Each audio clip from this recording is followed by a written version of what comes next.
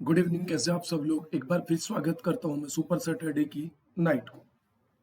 आज हम एक बेहतरीन चैप्टर पढ़ने वाले हैं तो आप लोगों को सभी को समझ में आ जाएगा, कोई दिक्कत परेशानी नहीं है। तो ये आप लोग देख लेना। सबसे पहले अनअकैडमी का कोई भी सब्सक्रिप्शन लेते हो भाई, तो आप ध्यान रखना इस वाले कोड का इस्तेमाल करना। अगर आपने अभी तक अनअकैडमी पे मुझे फॉलो नहीं किया तो आप मेरे को फॉलो कर लेना, आप मेरे को फॉलो कर लेना भाई, ठीक। अब शुरुआत करता हूँ मैं अलजेब्रा की। इफ p माइनस का 2q इज इक्वल टू 4 और मैंने पूछ लिया आपको p क्यूब माइनस का 8q क्यूब माइनस का 24 p क्यूब माइनस का 64 बराबर क्या होगा। मुझे पता आप क्यूब करके कर सकते हो, लेकिन आप इसे कैसे करोगे?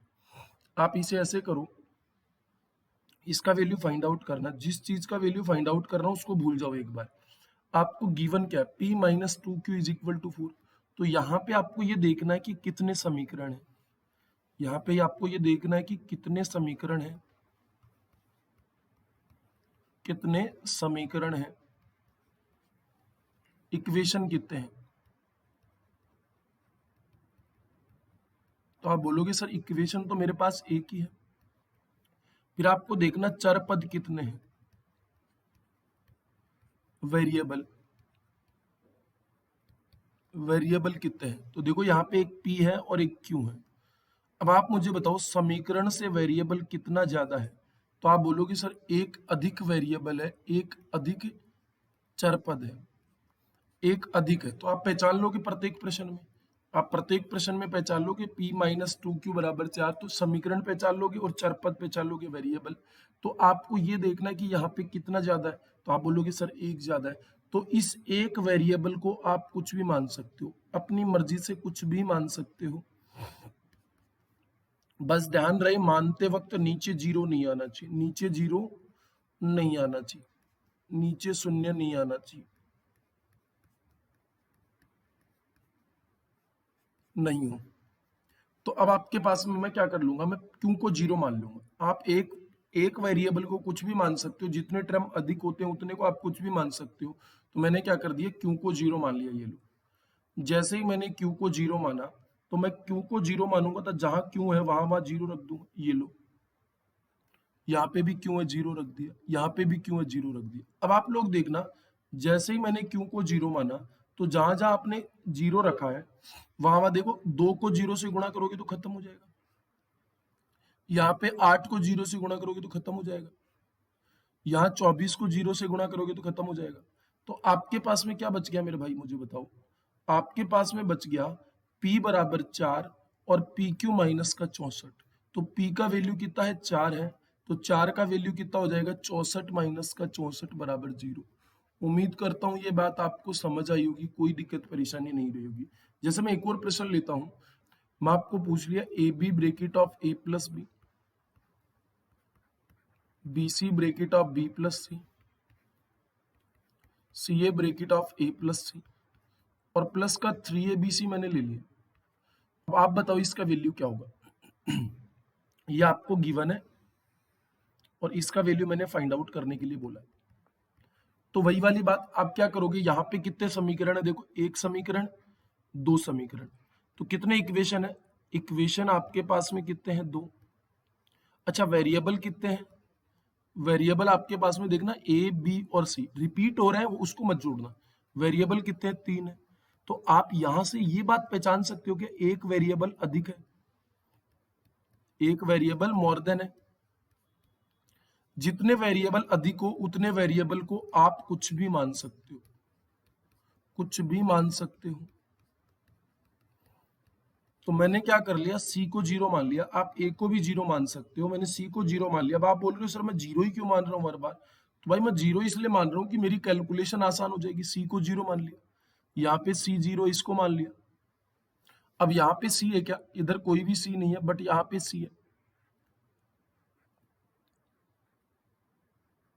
सी को जीरो मान लिया।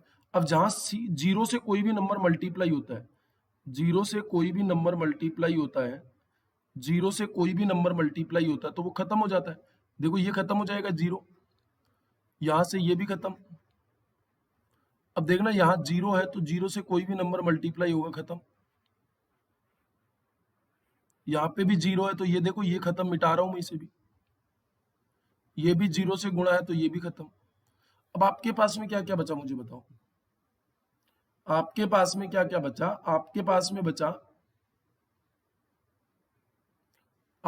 में बचा a प्लस बी का वैल्यू 6 है, गुणा ए बी का वैल्यू 11 है, तो 11 कितना हो गया आपके पास में? 66। इस बात का आंसर हो गया बराबर का a plus B plus C. और आपको वैल्यू फाइंड आउट करनी है। अब क्या होगा? अब देखना, आप पता क्या दिमाग लगा रहे हो। अब इक्वेशन कितने आपके पास में? इक्वेशन तो एक ही है सर। वेरिएबल कितने हैं? वेरिएबल कितने हैं? देखो 4 है, एस है, ए है, बी है और सी है। अच्छा, कितने वेरिएबल अधिक है? आप बोलोगे सर 3 वेरिएबल अधिक है। तो आप 3 बातों को कुछ भी मान सकते हो, इस बात से मैं सहमत हूं।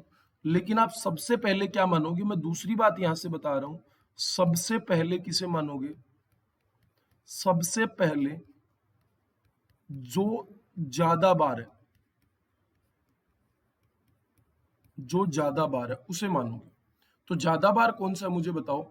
ज्यादा बार देखो S S S S S दिखाई दे रहा है। ये पूरा वैल्यू पुटिंग वाला चैप्टर पढ़ना है तो आप मेरे को स्टूडियो चैनल पे फॉलो कर लेना। मैं आपको दे दूंगा, वहां पे लिंक दे दूंगा, ठीक है ना। तो यहाँ पे 3 वेरिएबल अधिक है, तो सबसे ज्यादा बार एस दिखाई दे रहा है, तो मैंने एस को 0 मान लिया। एस को 0 मान लिया। अगर किसी भाई को पूरा एस को 0 मान लिया तो ये 0, यहाँ पे 0। अब आप मुझे बताओ, एस को 0 माना तो जहां जहां एस है वहां वहां 0 बना दो। जहां जहां एस है वहां वहां 0 बना दो। ये खत्म, ये भी खत्म, ये भी खत्म, ये खत्म, ये खत्म। अब आप मुझे बताओ, जरूरी नहीं है आप सभी तीनों वेरिएबल को मानो। कई बार क्या होता है, एक वेरिएबल को मानने से भी अपना काम हो जाता है। अब देखो, माइनस का ए स्क्वायर कितना होगा? ए स्क्वायर होगा। माइनस का बी स्क्वायर कितना होगा? बी स्क्वायर होगा। और यहाँ पे क्या होगा? C square divide by A square plus B square plus का सी स्क्वायर। ये इससे खत्म हो गया। आपका आंसर कितना हो गया? 1। मतलब कितने वेरिएबल अधिक है, आप उतने वेरिएबल को कुछ भी मान सकते हो मेरे भाई। इस बात को आप सहमत हो या नहीं हो? ओके भाई, आज के लिए बाय बाय, टेक केयर। मिलते हैं। इस चैप्टर को पूरा पढ़ना है तो वाईफाई स्टडी पे या वाईफाई स्टूडियो पे मुझे फॉलो करें, ठीक है ना। Okay, bye bye.